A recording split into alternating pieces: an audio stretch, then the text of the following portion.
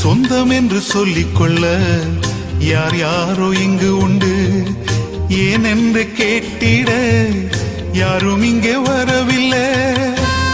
சொந்தம் என்று சொல்லிக்கொள்ள யார் யாரோ இங்கு உண்டு, ஏனென்று கேட்டிட யாரும் இங்கே வரவில்லை.